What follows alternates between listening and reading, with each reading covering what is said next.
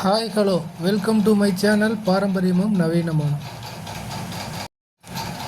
இந்தியாவின் காபி உலகம் முழுவதும் நிழலில் விளையும் மிகச் சிறந்த காபி என்ற தனித்தன்மையுடன் விளங்குகிறது. 17ஆம் நூற்றாண்டிலிருந்தே இந்தியாவில் காபி சாகுபடி செய்யப்பட்டு வருகிறது.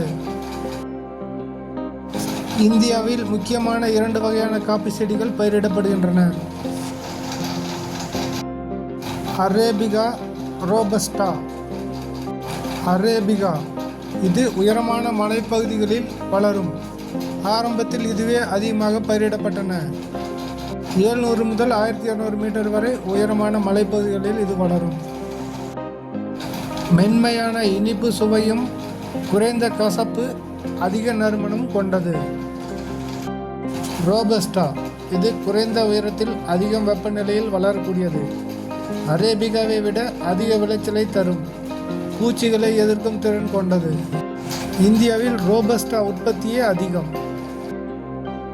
அடர்த்தியான, கடுமையான, அதிக கசப்பு தன்மை கொண்டது. அதிக காஃபீன் அளவு கொண்டது. இந்தியாவின் காபி விவசாயிகள் 98% பேர் சிறு விவசாயிகள் ஆவார்கள். மொத்த உற்பத்தியில் கிட்டத்தட்ட 70% வெளிநாடுகளுக்கு, குறிப்பாக இத்தாலி, ஜெர்மன், ரஷ்யா மற்றும் ஜப்பான் போன்ற ஐரோப்பிய நாடுகளுக்கு ஏற்றுமதி செய்யப்படுகிறது. இந்தியா உலக அளவில் காபி உற்பத்தியில் 6வது பெரிய நாடாகும்.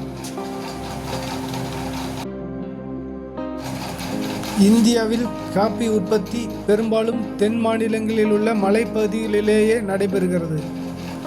கர்நாடகா மொத்த உற்பத்தியில் சுமார் 70% பங்களிப்புடன் முதலிடத்தில் உள்ளது. சிக்மகளூர், குடகு இந்தியாவில் மிகப்பெரிய காபி மாவட்டமாகும். நிழல் சாகுபடி. உலகிலேயே இந்தியாவில் மட்டும்தான் காபி செடிகள் பிரதானமான 2 அடுக்கு நிழலுடன் கூடிய அடர்ந்த வன மரங்களின் கீழ் வளர்க்கப்படுகின்றன. இது செடிகளின் நேரடியான சூரிய ஒளியிலிருந்து பாதுகாக்கப்படுகிறது. ஊடுபயிர்.